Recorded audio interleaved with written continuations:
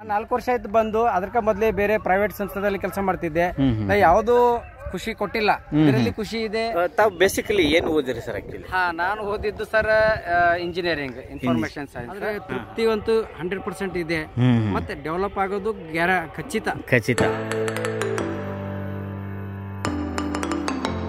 ನಮ್ಮ ಸೂರಿ ಸಂತೆ ಚಾನಲ್ನ ನೋಡ್ತಾ ಇರೋಂಥ ಎಲ್ಲ ನಮ್ಮ ಆತ್ಮೀಯ ಬಂಧುಗಳಿಗೆ ಮತ್ತು ಸ್ನೇಹಿತರಿಗೆ ನಮಸ್ಕಾರ.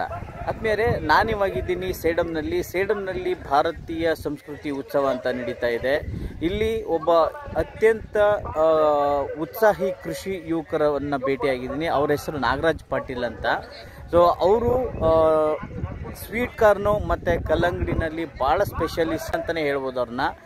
ಬನ್ನಿ ಅವ್ರ ಜೊತೆ ಮಾತಾಡ್ತಾ ಅವ್ರು ಯಾವ ರೀತಿ ಆರ್ಗ್ಯಾನಿಕ್ ಫಾರ್ಮಿಂಗ್ ಮಾಡ್ತಾ ಇದ್ದಾರೆ, ಏನು ಟೆಕ್ನಾಲಜಿ, ಏನೆಲ್ಲ ವೈಜ್ಞಾನಿಕ ತತ್ವಗಳನ್ನು ಬಳಸಿದ್ದಾರೆ ಅಂತ ತಿಳ್ಕೊಂಬರೋಣ. ಈ ಥರ ವಿಶೇಷವಾದ ವಿಡಿಯೋಗಳಿಗೆ ನೋಡ್ತಾ ಇರಿ ಸೂರಿ ಸಂತೆ ಚಾನಲ್.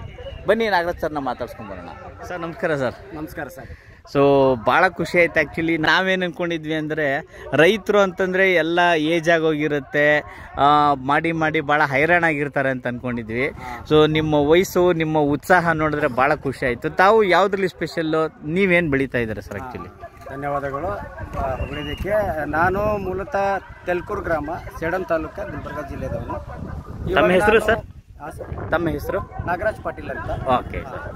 ಇವಾಗ ನಾನು 4 ವರ್ಷದಿಂದ ಈ ಕೃಷಿ ಕ್ಷೇತ್ರದಲ್ಲಿ ಕೆಲಸ ಮಾಡ್ತಾ ಇದ್ದೀನಿ. ಸ್ವಂತ ಹೊಲದಲ್ಲಿ ಕಲ್ಲಂಗಡಿ ಮತ್ತೆ ಸ್ವೀಟ್ ಕಾರ್ನ್ ಬೆಳೆದು ಸ್ಟಾರ್ಟ್ ಮಾಡಿದ್ದೆ ಅದರಿಂದಾನೆ ನಾನು. ಮತ್ತೆ ನಮಗೆ ಇನ್ಫಾರ್ಮೇಶನ್ ಬೇಕಾದ್ರೆ ಕೊಡೋರು ಸಾಕಷ್ಟು ಜನ ಇದ್ದಾರೆ, ಬಟ್ ಆಸಕ್ತಿ ಬೇಕು. ಆಸಕ್ತಿ ಇದ್ರೆ ಮಾರ್ಗ ಸಿಗುತ್ತೆ. ನಾನು ಎಲ್ಲ ಕಡೆ ತಿರುಗಾಡಿದೆ, ಯಾರ್ಯಾರು ಚೆನ್ನಾಗಿ ಬೆಳೀತಾರೆ ಅವ್ರ ಕಡೆ ಅವ್ರ ಹತ್ರ ಹೋಗಿ ಭೇಟಿಯಾಗಿ ಅವ್ರ ಬಗ್ಗೆ ಎಲ್ಲ ತಿಳ್ಕೊಂಡು, ಏನೇನು ಪ್ರೊಸೀಜರ್ ಇರುತ್ತೆ ಎಲ್ಲ ತಿಳ್ಕೊಂಡು ಒಂದು ಅಪ್ಲೈ ಮಾಡಿದೆ. ಫಸ್ಟ್ ಸ್ಟಾರ್ಟಿಂಗಿಂದನೇ ನನಗೆ ಆ ಥರ ಏನು ಲಾಸ್ ಅಂಥದ್ದೇನಾಗಿಲ್ಲ. ನಿರಂತರ ಪ್ರಯತ್ನ ಮಾಡಿ ನಾನು ಒಳ್ಳೆ ಬೆಳೆ ತೆಗೆದೆ. ಅದರಲ್ಲಿ ನಾನು ಕಲ್ಲಂಗಡಿಯಲ್ಲಿ ಫಸ್ಟೇ ನಾನು ಒಂಥರ ಹೈಲೈಟ್ ಆದೆ. ಸುತ್ತಮುತ್ತ ಯಾರೂ ಬೆಳೆದಿರಲಿಲ್ಲ, ನಾನೇ ಫಸ್ಟಾಗಿ ಬೆಳೆದಿದ್ದು.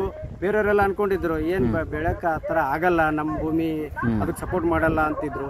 ಆದರೂ ಕಷ್ಟಪಟ್ಟು ಮಾಡಿದೆ. ನಾನು ಸ್ವಂತ ಎಣ್ಣೆ ಹೊಡೆದು ಇಟ್ಕೊಂಡು ಪ್ರತಿಯೊಂದು ಕೆಲಸಕ್ಕೆ ನಾನೇ ಇದು ಮಾಡಿದೆ. ನನ್ನ ಜೊತೆಗೆ ಒಬ್ಬ ಏನಾದ್ರು ಹೆವಿ ವರ್ಕ್ ಇದ್ರೆ ಯಾರಿಗಾದ್ರೂ ಲೇಬರ್ ತಗೊಂಡು ಕೆಲಸ ಮಾಡ್ಕೋತಾ ನಾನು ಕಲ್ಲಂಗಡಿನಲ್ಲಿ ತುಂಬಾ ಇವಾಗ ಪರ್ಫೆಕ್ಟ್ ಆಗಿ ವರ್ಕ್ ಮಾಡ್ತಾ ಇದ್ದೀನಿ. ಸೊ ಭಾಳ ಯಶಸ್ವಿ ಆಗಿದ್ದೀನಿ ಸರ್.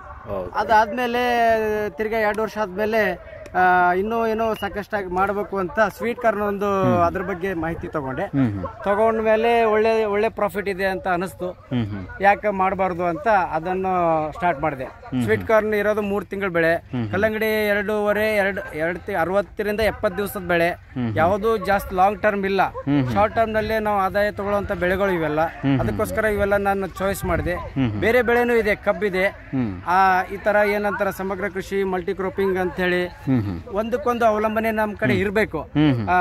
ಒಂದು ಲಾಂಗ್ ಟರ್ಮ್ ಇದ್ರೆ ಇನ್ನೊಂದು ಶಾರ್ಟ್ ಟರ್ಮ್ 3 ಮಂತ್ ಎಲ್ಲ ಇರ್ಬೇಕು ಅಂತ ಇವೆಲ್ಲ ಸೆಲೆಕ್ಟ್ ಮಾಡ್ಕೋತಾ ಇದ್ದೀನಿ. ಇನ್ನೂ ಬೇರೆ ಬೆಳೆ ಬೆಳಿಬೇಕಂತನೂ ಅದ್ರ ಬಗ್ಗೆ ತಿಳ್ಕೊತಾ ಇದ್ದೀನಿ. ನಾನು 4 ವರ್ಷ ಆಯ್ತು ಬಂದು. ಅದಕ್ಕೆ ಮೊದಲೇ ಬೇರೆ ಪ್ರೈವೇಟ್ ಸಂಸ್ಥೆದಲ್ಲಿ ಕೆಲಸ ಮಾಡ್ತಿದ್ದೆ. ನಾ ಯಾವುದು ಖುಷಿ ಕೊಟ್ಟಿಲ್ಲ, ಇದರಲ್ಲಿ ಖುಷಿ ಇದೆ. ಅದು ಏಳು ಬೀಳು ಇದ್ದೇ ಇರುತ್ತೆ. ನಾವು ಡೆವಲಪ್ ಆದ್ಮೇಲೆ ಇದಕ್ಕೆ ಟೈಮ್ಸ್ ಬೇಕು. ನಾನು ಈಗ ಶುರು ನಾನು ಸ್ವಲ್ಪ ಪೆಸ್ಟಿಸೈಡ್ ಯೂಸ್ ಮಾಡ್ತಿದ್ದೆ. ಇವಾಗ ಹಂತವಾಗಿ ಕಡಿಮೆ ಮಾಡ್ತಾ ಆರ್ಗ್ಯಾನಿಕ್ ಆಗಿ ಮಾಡಕ್ ನಾನು ಆಲ್ಮೋಸ್ಟ್ 80% ಆರ್ಗ್ಯಾನಿಕ್ ಆಗಿ ಮಾಡ್ತಾ ಇದ್ದೀನಿ. ಹೇಗೆಂದ್ರೆ ಲಾಸ್ಟ್ ಇಯರ್ ನಾನು ಕುರಿ ಗೊಬ್ಬರ, ಹೆಂಡಿ ಗೊಬ್ಬರ ತರಿಸಿ ಏನ್ ಮಾಡೋದು, ನಾನು ಹಿಂಗೆ ರಿಸರ್ಚ್ ಮಾಡ್ಬೇಕಲ್ಲ, ಬರೀ ಇನ್ನೊಬ್ಬರದ್ದು ನೋಡೋ ಅಷ್ಟೇ ಅಲ್ಲ, ನಾವು ಸ್ವಲ್ಪ ಪ್ರಯತ್ನ ಮಾಡ್ಬೇಕಂತೇಳಿ ಈಗ ಅದರಲ್ಲಿ ವೇಸ್ಟ್ ಡಿಕಂಪೋಸರ್ OWDC ಅಂತ KVK ಇಂದ ಸಿಗುತ್ತಲ್ಲ, ಅದನ್ನು ನಾನು ಇದು ರೆಡಿ ಮಾಡಿ 500 ಲೀಟರ್ ನೀರಲ್ಲಿ ಅದನ್ನ ತಯಾರು ಮಾಡಿ ಆ ತಂದಿರೋಂಥ ಗೊಬ್ಬರ ಮೇಲೆ ಸಿಂಪಡಣೆ ಮಾಡಿ 3 ತಿಂಗಳ ಅದಕ್ಕೆ ನಾವು ಹಚ್ಚಿಟ್ಟು, ಆಮೇಲೆ ಅದಕ್ಕೆ ಅವಾಗ ಹಸಿಯಾಗಿ ಇಡ್ಲಿಕ್ಕೆ ನೀರು ಹೊಡಿತಾ ವಾರಕ್ಕೊಮ್ಮೆ ಹೊಡೆದು ಅದನ್ನ ವರ್ಕ್ ಮಾಡಿದ್ರೆ ಅದು 3 ತಿಂಗಳಾದ್ಮೇಲೆ ಚಾಪುಡಿ ತರ, ಅಂದ್ರೆ ಎರೆಹುಳ ಗೊಬ್ಬರ ತರ ಅದು ನನಗೆ ಸಿಕ್ತು. ಅದನ್ನೇ ಮತ್ತೆ ನಾನು ಬೆಳೆಗೆ ಯೂಸ್ ಮಾಡಿದೆ. ಅದು ಮಲ್ಚಿಂಗ್ ಶೀಟ್ ನಲ್ಲಿ ಹಾಕಿ ಅದು ಕಲ್ಲಂಗಡಿಗೆ ಯೂಸ್ ಮಾಡಿದೆ. ಒಳ್ಳೆ ಇಳುವರಿ ಬಂತು, ಕ್ವಾಲಿಟಿ ಬಂತು, ರುಚಿ ಮತ್ತು ಬಣ್ಣ ಎಲ್ಲ ಸಿಗುತ್ತೆ. ಮತ್ತೆ ಕಲ್ಲಂಗಡಿ ಒಂದೇ ಶೀಟ್ ನಲ್ಲಿ 2 ಬೆಳೆ ತೆಗಿಬೇಕಾದ್ರೆ ಈ ತರ ಎಲ್ಲ ಮಾಡಿದ್ರೆ ಅದು ನಮಗೆ ತುಂಬಾ ಲಾಭ ಕೊಡುತ್ತೆ. ಎಷ್ಟು ಎಕರೆನಲ್ಲಿ ಬೆಳೆದಿರಿ ನೀವು ಈಗ? ನಾನು ನಿರಂತರವಾಗಿ 3 ಎಕರೆನಲ್ಲಿ ಮಾಡ್ತೀನಿ. ಹೆಚ್ಚಿಗೂ ಮಾಡಬಾರ್ದು, ಕಮ್ಮಿನೂ ಮಾಡಬಾರ್ದು. 5-6 ಎಕರೆ ಮಾಡಕ್ ಹೋಗ್ಬಾರ್ದು. ಯಾಕಂದ್ರೆ ನಮ್ಗೆ ಮೇಂಟೈನ್ ಮಾಡಕ್ಕಾಗಲ್ಲ. ಆ ಮೇಂಟೈನ್ ಮಾಡೋ ಚಕ್ರನಲ್ಲಿ ನಾವು ಸಾಕಷ್ಟು ಲಾಸ್ ಮಾಡ್ಕೊಂಡಿದ್ರೆ ಅದು ಇದು ಆಗಲ್ಲ. ಅದಕ್ಕೋಸ್ಕರ 3 ಎಕರೆ ಅದರಲ್ಲಿ ಮತ್ತೆ ಈ ವರ್ಷ 3 ಎಕರೆ ಮಾಡಿದ್ರೆ ಮುಂದಿನ ವರ್ಷ ಪ್ಲಾಟ್ ಚೇಂಜ್ ಮಾಡ್ತೀನಿ, ಬೆಳೆ ಚೇಂಜ್ ಮಾಡ್ತೀನಿ.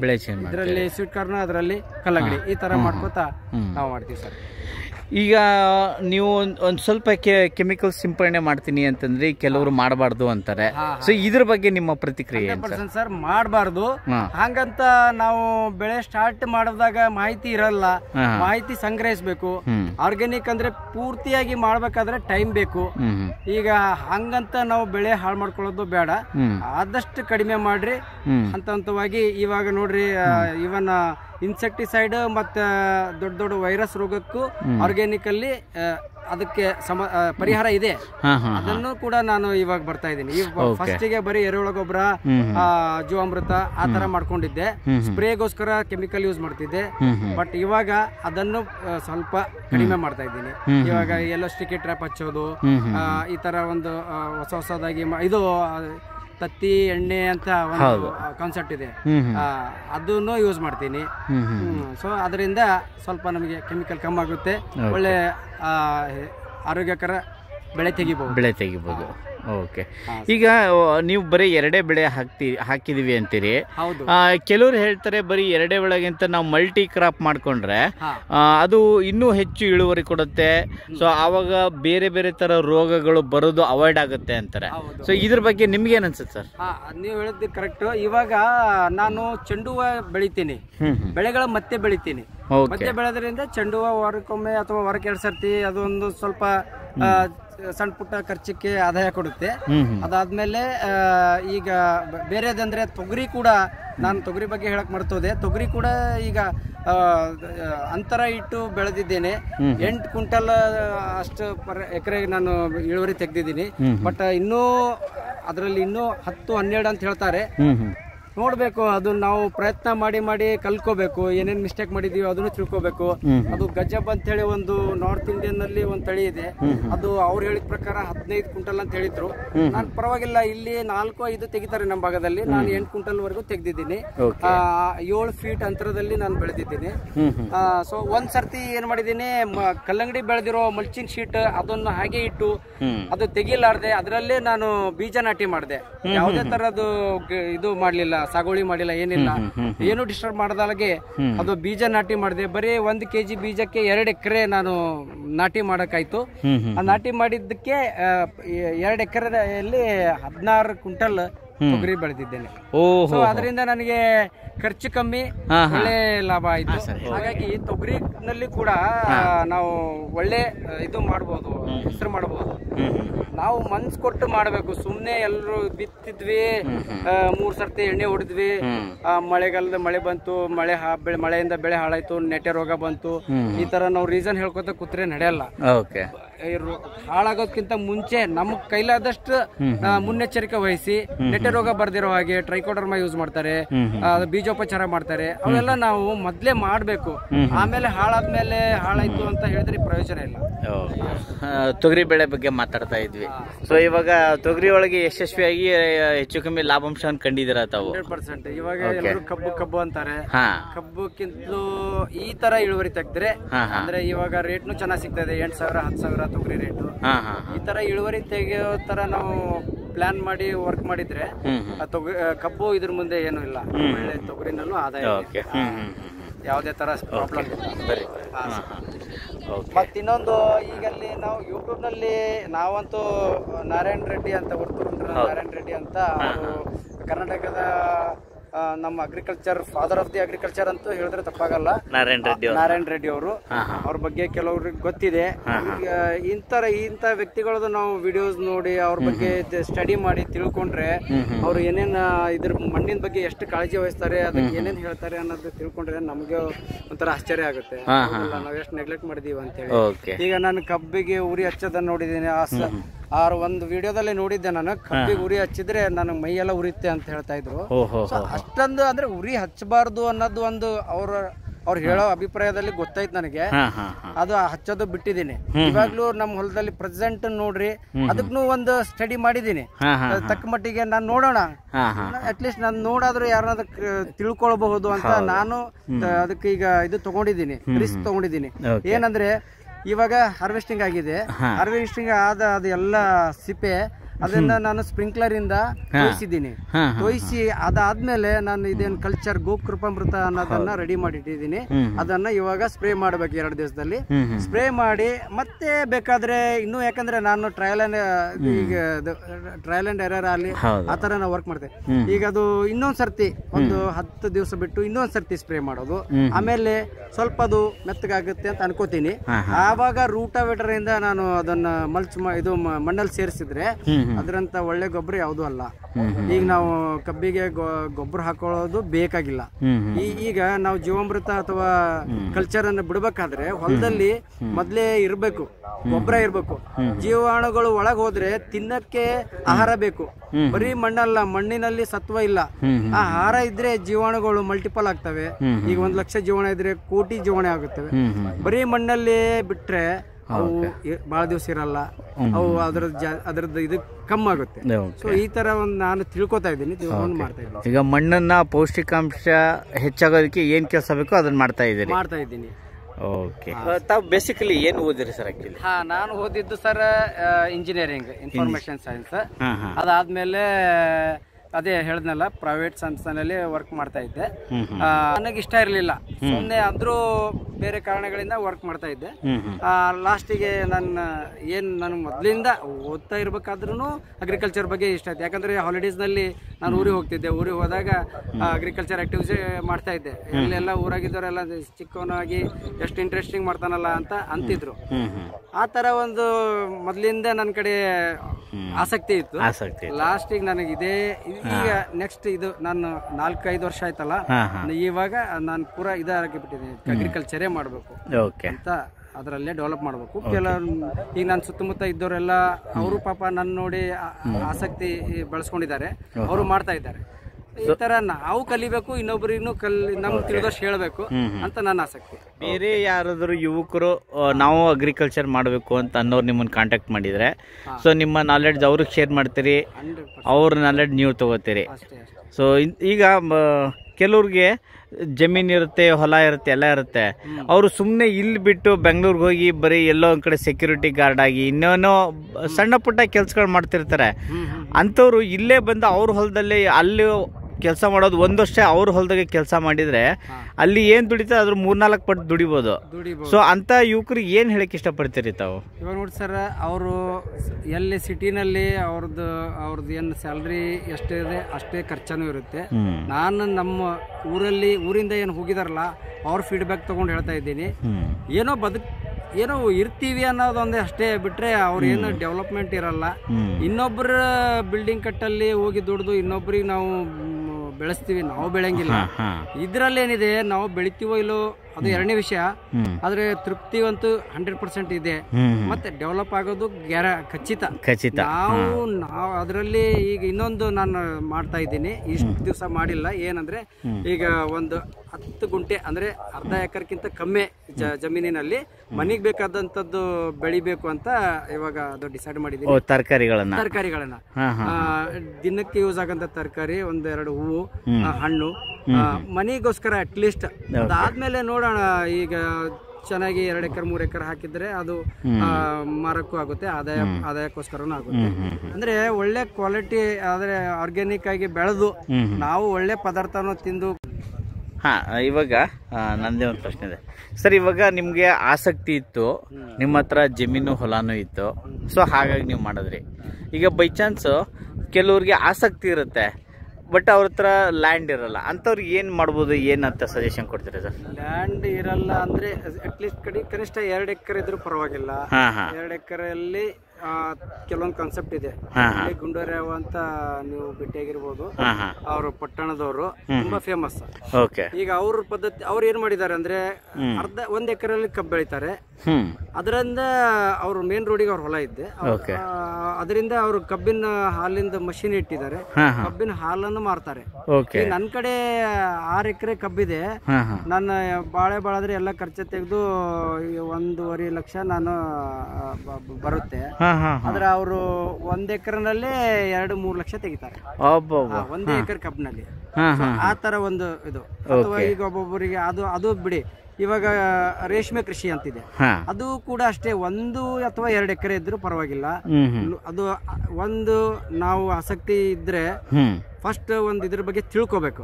ಈಗ ರೇಷ್ಮೆದು ಎಷ್ಟು ಒಂದು ಪದ್ಧತಿ ಇದೆ, ಅದು 100 ಮೊಟ್ಟೆ ಹುಳ ಅಂತ. 100 ಮೊಟ್ಟೆ ಹುಳ ತರೋದಕ್ಕೆ 1 ಅಥವಾ 1.5 ಎಕರೆ ಮೇವು ಬೇಕು. ಅದು 25 ದಿವಸದ ಒಂದು ಇದು ಇದೆ, ಪ್ರೊಸೀಜರ್ ಇದೆ. 25 ದಿವಸದಲ್ಲಿ ನಮಗ ಬೆಳೆದಿರೋ ಮೇವನ್ನ ಅದು ಹುಳ ತರ್ತೀವಿ, ಅದಕ್ಕೊಂದು ರೂಮ್ ಮಾಡಿರ್ತೀವಿ. ಹುಳ ತಂದು ಮೇಯಿಸಿ ಅದರಿಂದ ರೇಷ್ಮೆ ಮೊಟ್ಟೆಯನ್ನು ತಯಾರು ಮಾಡಿ ಅದನ್ನ ಮಾರ್ಕೆಟ್ ಹಾಕ್ತಿವಿ. 25 ದಿವಸದಲ್ಲಿ ಇದೆಲ್ಲ ಮುಗ್ದೇ ಹೋಗುತ್ತೆ. ಅಂದ್ರೆ ತಿಂಗಳ ಆದಾಯ ಅನ್ಕೊಳ್ಳಿ. ಒಂದ್ 5 ದಿವಸ ಎಲ್ಲ ಸ್ವಚ್ಛ ಮಾಡ್ಲಿಕ್ಕೆ ಒಂದ್ 5 ದಿವಸ ಫ್ರೀ ಆಗಿ ನಾವೆಲ್ಲ ಕ್ಲೀನ್ ಮಾಡಿ ಮತ್ತೆ ಮೊಟ್ಟೆ ತರೋದು. ಅದು ಬೆಳೀತಾ ಇರುತ್ತೆ. ಕಟಾವು ಮಾಡಿ ಮೇವು ತಿನ್ನಿಸ್ತಾ ಹೋಗ್ಬೇಕು. ಸೊ ಇದನ್ನು ಕೂಡ ಒಳ್ಳೇದೇ. ಇವಾಗ ನಾನು ಇದ್ರ ಒಂದು ಬೆಳೆ ಪ್ರೊಸೀಜರ್ ನಾವು ತಿಳ್ಕೊಬೇಕು. ತಿಳ್ಕೊಂಡಾದ್ಮೇಲೆ ಅದರಲ್ಲಿ ಕಷ್ಟಗಳು ಏನೇನು ಬರುತ್ತೆ ಅಂತ ಅದ್ರ ಬಗ್ಗೆನೂ ಸ್ವಲ್ಪ ಸ್ಟಡಿ ಮಾಡಬೇಕು. ನಾವು ಡೈರೆಕ್ಟ್ ಆಗಿ ಮಾಡಕ್ ಹೋಗ್ಬಾರ್ದು. ಸ್ವಲ್ಪ ಕಷ್ಟಗಳ ಬಗ್ಗೆ ತಿಳ್ಕೊಂಡು ಅದ್ರ ಮೊದಲೇ ಮುನ್ನೆಚ್ಚರಿಕೆಯಿಂದ ಅದ್ರದ್ದೆಲ್ಲ ನಾವು ವ್ಯವಸ್ಥೆ ಮಾಡ್ಕೊಂಡು ನಾವು ಅದನ್ನ ಸ್ಟಾರ್ಟ್ ಮಾಡಿದ್ರೆ 100% ಆಗಿ ತಿಂಗಳ ಆದಾಯ ಬರುತ್ತೆ. ನಮಗೆ ಯಾವ್ದು ಅನುಕೂಲ ಆಗುತ್ತೆ ಅದನ್ನ ಮಾಡ್ಬೇಕು. ಪೂರ್ತಿನೇ ಹೊಲನೇ ಇಲ್ಲ ಅಂದ್ರೆ ಅಟ್ಲೀಸ್ಟ್ ಯಾರಾದ್ರೂ ತುಂಬಾ ಕ್ಲೋಸ್ ಆಗಿರೋರು ಲೀಸ್ ಅಲ್ಲಿ ತಗೊಂಡು ಅಥವಾ ಇಬ್ರು ಸೇರಿ ಮಾಡೋಂಥದ್ದು. ನಮ್ ಕಡೆ ತುಂಬಾ ಅದೊಂದು ತುಂಬಾ ಕಷ್ಟ. ಯಾರು ಕೂಡಿ ಮಾಡೋದು ಯಾರು ಇಲ್ಲ. ರೈತರಲ್ಲಿ 4 ಜನ ಸೇರಿ ಒಬ್ರಿಗೊಬ್ರು ಹೆಲ್ಪ್ ಮಾಡೋಂತ ಒಂದು ಗುಣಗಳು ಬೆಳೆಸ್ಬೇಕು ಅಂತ ನನ್ನ ಇಷ್ಟ. ಹೊಲ ಇಲ್ಲ ಅಂದ್ರೆ ಹೊಲ ಬೇರೆ ತಗೊಂಡು ಅವ್ರಿಗೆ ಇವ್ರಿಗೆ ಇಬ್ರು ಆದಾಯ ಶೇರ್ ಮಾಡ್ಕೊಳ್ಳೋಂತ ಒಂದು ಮೆಂಟಾಲಿಟಿ ಬೆಳೆಸ್ಕೊಂಡ್ರೆ ಆಗ್ಬಹುದು. ಸೊ ಇವಾಗ ನೀವು ವಾಟರ್ ಮೆಲನ್ನಲ್ಲೂ ಅಂದ್ರೆ ಕಲ್ಲಂಗಡಿನಲ್ಲೂ ಆದಾಯ ಗಳಿಸ್ತೀರಿ, ಜೊತೆಗೆ ಸ್ವೀಟ್ ಕಾರ್ನಲ್ಲೂ ಕೂಡ ಆದಾಯ ಗಳಿಸ್ತಾ ಇದ್ರ. ಸ್ವೀಟ್ ಕಾರ್ನ್ದು ಓವರಲ್ ನಿಮ್ಮ ಸಾಮಾನ್ಯವಾಗಿ ಕೇಳೋದಾದ್ರೆ ವರ್ಷದ ಆದಾಯ ಎಷ್ಟು ಅಂತ ಕೇಳ್ಬೋದು ಸರ್? ಸರಿ ಸರ್, ಅದು ಹೆಂಗಂದ್ರೆ ನಾನು ಈಗ ಜೂನ್ ಜುಲೈ ಆಗಸ್ಟ್ ನಲ್ಲಿ ಅದರಲ್ಲಿ ಅದು ಮಾರ್ಕೆಟ್.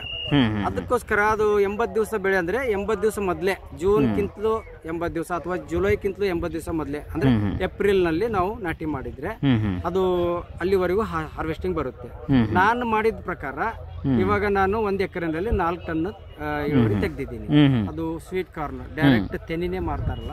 ಸೊ ಇಲ್ಲಿ ಪಕ್ಕದಲ್ಲಿರುವ ಮಾರ್ಕೆಟ್ ಅಲ್ಲಿ ನಾನು ಡೈರೆಕ್ಟ್ ಒಯ್ದು ಅಲ್ಲಿ ನಡೀತಕ್ಕಂತ ರೇಟಿಗೆ ನಾನು ಮಾರ್ತೀನಿ.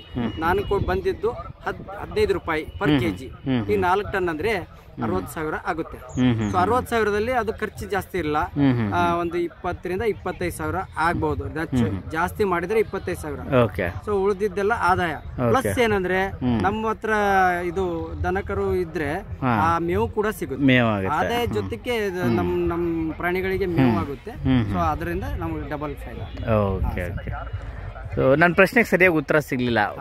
ಇದು ಕಲ್ಲಂಗಡಿ ಮತ್ತೆ ಇವೆರಡರಿಂದ ಓವರಾಲ್ ನಿಮ್ಮ ವರ್ಷಕ್ಕೆ ಆದಾಯ ಎಷ್ಟು ಅಂತ ಹೇಳ್ಬೋದಾ ಸರ್? ವರ್ಷಕ್ಕೆ ಓವರಾಲ್ ಅಂದ್ರೆ ಇದು ಕಾನ್ಸ್ಟೆಂಟ್ ಇರಲ್ಲ. ಈ ವರ್ಷ ಹಿಂಗಿದ್ರೆ ಇನ್ನೊಂದು ವರ್ಷ ಹೆಚ್ಚು ಕಮ್ಮಿ ಆಗುತ್ತೆ. ಒಂದು ಎವರೇಜ್ ಆಗಿ ಹೇಳ್ಬೇಕಾದ್ರೆ ಪ್ರತಿ ಎಕರೆಯಿಂದ 50,000 ಅಂತೂ 50,000ಕ್ಕಿಂತ ಕಮ್ಮಂತೂ ಇಲ್ಲವೇ ಇಲ್ಲ ಪ್ರತಿ ಎಕರೆಯಿಂದ ವರ್ಷಕ್ಕೆ. ಒಳ್ಳೆ ರೇಟ್ ಒಳ್ಳೆಯ ಇಳುವರಿ ಇದ್ದಾಗ ಆವಾಗ ನಾ ಕೆಲವೊಮ್ಮೆ 1 ಎಕರೆನಲ್ಲಿ 2 ಲಕ್ಷ ಅಂದ್ರೆ ಖರ್ಚು ಹೋಗಿ ಹೇಳ್ತಾ ಇದ್ದೀನಿ. ಖರ್ಚು ಹೋಗಿ 2 ಲಕ್ಷನೂ ತಗೊಂಡಿದ್ದೀನಿ. 50,000 ಮಿನಿಮಮ್ 50,000 ತಗೊಂಡಿದ್ದೀನಿ. ಸೊ ಹೆಚ್ಚು ಕಮ್ಮಿ ಆಗುತ್ತೆ. ಕೆಲವೊಮ್ಮೆ ಇಳುವರಿ ನಾವು ಅನ್ಕೊಂಡಾಗ ಬಂದಿರಲ್ಲ, ಅಥವಾ ಕೆಲವೊಮ್ಮೆ ಮಾರ್ಕೆಟ್ ಅಲ್ಲಿ ರೇಟ್ ಇರಲ್ಲ. ನಾನು ಸ್ವೀಟ್ ಕಾರ್ನ್ ಮತ್ತೆ ಕಲ್ಲಂಗಡಿ ಚಾಯ್ಸ್ ಮಾಡಿದ್ದು ಎದಕ್ಕಂದ್ರೆ ಅದು 1 ಟೈಮ್ ಹಾರ್ವೆಸ್ಟಿಂಗ್. ನಾನು ಸಿಂಗಲ್ ವರ್ಕ್ ಮಾಡ್ತಾ ಇದ್ದೀನಿ. ನನಗಿನ್ನು ಅಷ್ಟೊಂದು ಮಾಹಿತಿ ಅಂದ್ರೆ ನಾನು ಚಿಕ್ಕವನಿಂದನೂ ಮಾಡ್ತಾ ಇಲ್ಲಲ್ಲ. Single harvesting. ಈಗ ಡೈಲಿ ತರಕಾರಿ ಅಂದ್ರೆ ಡೈಲಿ ಕಡಿಯೋರು ಲೇಬರ್ ಸಿಗಲ್ಲ, ಅದು ಸಿಗಲ್ಲ ಅಂತ ನೆಪ ಹೇಳ್ಕೊತಾ ಕೂಡೋದಕ್ಕಿಂತ ಒಂದ್ ಸರ್ತಿ ಸಿಗ್ತಾರೆ. ಈಗ 200 ರೂಪಾಯಿ ಲೇಬರ್ ಚಾರ್ಜ್ ಇದ್ರೆ 300 ಕೊಟ್ಟರೆ ಅವ್ರಿಗೂ ಆಸೆ ಇರುತ್ತಲ್ಲ. 100 ರೂಪಾಯಿ ಹೆಚ್ಚು ಕೊಟ್ರೆ ಅವರು ವರ್ಕ್ ಮಾಡ್ತಾರೆ. ಸಿಗಲ್ಲ ಅಂದ್ರೆ ಏನು ಮಾಡಕ್ಕಾಗಲ್ಲ. ನಾವು ಅವರು ಬೆಳಿಬೇಕು, ನಾವು ಬೆಳಿಬೇಕು. ನಾವು 50,000 ತಗೋತೀವಿ, 2 ಲಕ್ಷ ತಗೋತೀವಿ, ಮತ್ತೆ ಅವ್ರಿಗೂ ಸ್ವಲ್ಪ ಕೊಡಬೇಕಲ್ಲ, ಏನು ಮಾಡಕ್ಕಾಗಲ್ಲ. ಸೊ ಆ ತರ ನಾವು ಅವ್ರಿಗೆ ಕಟ್ ಹಾಕ್ಬಾರ್ದು. 100 ರೂಪಾಯಿ ಜಾಸ್ತಿ ಕೊಟ್ರೆ ಬರ್ತಾರೆ, ಇಬ್ಬರೆಲ್ಲ 10 ಜನ ಬರ್ತಾರೆ. ಸೊ ಆ ತರ ನಾನು ವಿಚಾರ ಮಾಡಿ ಇದು ಇವಾಗ ಈ ತರ ಇದು ಮಾಡಿದ್ದೀನಿ. ನೆಕ್ಸ್ಟ್ ಟೈಮ್ ನಮ್ ಲೇಬರ್ಗೆಲ್ಲ ನಾನು ಸ್ವಲ್ಪ ಅವರಿಗೆಲ್ಲ ತಿಳಿ ಹೇಳಿ, ನೀವು ಕಂಟಿನ್ಯೂಸ್ ಆಗಿ ನನ್ನ ಕಡೆನೇ ಇರ್ರಿ, ನಿಮ್ಗೆ ಡೈಲಿ ವರ್ಕ್ ಕೊಡ್ತೀನಿ, ಸ್ಯಾಲರಿ ಕೊಡ್ತೀನಿ ಅಂತ ಹೇಳಿ ತರಕಾರಿ ಬಗ್ಗೆನೂ ವಿಚಾರ ಮಾಡ್ತಾ ಇದ್ದೀನಿ. ಸೊ ಯುವಕರು ಆ ಅಗ್ರಿಕಲ್ಚರ್ನ ನಂಬ್ಕೊಂಡು ಕಣ್ಣು ಮುಚ್ಕೊಂಡು ಬರ್ಬೋದು 100% ಆಗಿ. ಯಾಕಂದ್ರೆ ನಾವು ಅದ್ರ ಬಗ್ಗೆ ಇದನ್ನೇ ಮಾಡಲ್ಲ ಸರ್. ಈಗ ಯೂಟ್ಯೂಬ್ ನಲ್ಲಿ ಇಷ್ಟು ನಾನು ಫಾಲೋ ಮಾಡ್ತೀನಿ. ಯೂಟ್ಯೂಬ್ ನಲ್ಲಿ ಯಾರ್ಯಾರು ರೈತರೆಲ್ಲ ದೊಡ್ಡ ರೈತರ ಬಗ್ಗೆ ತಿಳ್ಕೊಳ್ತೀವಿ. ಯಾವ್ದು ಆಸಕ್ತಿ ಇದೆ ಅದರಲ್ಲಿ ತಾನೇ ಹೋಗುತ್ತೆ. ಸೊ ಎಲ್ಲರ ಬಗ್ಗೆ ಸ್ಟಡಿ ಮಾಡ್ಕೋತಾ ಅವ್ರು ಬೇಕಾದ್ರೆ ಪಾಪ ಅವರು ನಂತರ ಹೋಗಿದ್ರೆ ಏನ್ ಬೇಕಾದ್ರೆ ಹೇಳಕ್ ರೆಡಿ ಇದ್ದಾರೆ, ಎಲ್ಲಾ ತರದ್ದು. ಸೊ ಮಾಹಿತಿ ಕೊಡಕ್ ರೆಡಿ ಇದ್ದಾರೆ. ನಾವು ಪಡ್ಕೊಂಡು ಅಪ್ಲೈ ಮಾಡಬೇಕು. ಸ್ವಲ್ಪ ಸಮಾಧಾನ ಇರ್ಬೇಕಾದ್ರೆ ಇದರಲ್ಲಿ ಗಡ್ಬಡಿ ಮಾಡಬಾರ್ದು. ಕೊನೆಯದಾಗಿ ಸರ್, ಇದು ವಿಡಿಯೋ ನೋಡಿ ಹೌದಪ್ಪ ನಾವು ಕಲ್ಲಂಗಡಿ ಬಗ್ಗೆ ಅಥವಾ ಸ್ವೀಟ್ ಕಾರ್ನ್ ಬಗ್ಗೆ ಮಾಹಿತಿ ಬೇಕು ಅನ್ನೋರಿಗೆ ನಿಮ್ಮನ್ನು ಕಾಂಟ್ಯಾಕ್ಟ್ ಮಾಡ್ಬೋದಲ್ವಾ? ಖಂಡಿತ ಮಾಡ್ಬೋದು. ಓಕೆ, ನಿಮ್ಮ ನಂಬರು ಮತ್ತೆ ನೀವು ಎಲ್ಲಿ ಇರ್ತೀರ ಅನ್ನೋದೊಂದು ಮಾಹಿತಿ ಹೇಳಿ ಸರ್. ಅದೇ ಮೊದಲೇ ಹೇಳಿದಾಗೆ ನಾನು ಗುಲ್ಬರ್ಗ ಡಿಸ್ಟಿಕ್ ಸೇಡಂ ತಾಲೂಕ ತೆಲ್ಕೂರು ಗ್ರಾಮದವರು. ನಾನು ಅಲ್ಲೇ ವ್ಯವಸಾಯ ಮಾಡ್ತೀನಿ. ನನ್ನ ಫೋನ್ ನಂಬರ್ ಬಂದು 99 ಇರಿ ಎಲ್ಲಿರ್ತಾರೆ ಸರ್ ತಾವು? ನಾನು ಗುಲ್ಬರ್ಗ ಡಿಸ್ಟಿಕ್ ಸೇಡಂ ತಾಲೂಕ ತೆಲ್ಕೂರು ಗ್ರಾಮದಲ್ಲಿ ಇರೋದು. ನಾನು ವ್ಯವಸಾಯ ಮಾಡೋದಲ್ಲೇ. ನನ್ನ ಫೋನ್ ನಂಬರ್ ಬಂದು 9916 797677. ಇವೆರಡರಲ್ಲಿ ಮಾತ್ರ ನಾನು ಹೇಳ್ಬೋದು. ಬೇರೆದ್ರು ನಾನು ಕಲಿತಾ ಇದ್ದೇನೆ. ನಿಮ್ಮ ಈಗ ಯಾರಾದ್ರಲ್ಲಿ ಒಳ್ಳೆ ಕೆಲಸ ಮಾಡಿದ್ದಾರೆ ಅವ್ರೇನು ತಿಳ್ಕೊತೀನಿ, ತಿಳ್ಕೊಂಡು ಮಾಡ್ಬೇಕನ್ನೋ ಆಸಕ್ತಿ ನನಗಿದೆ. Thank you so much. Thank you sir.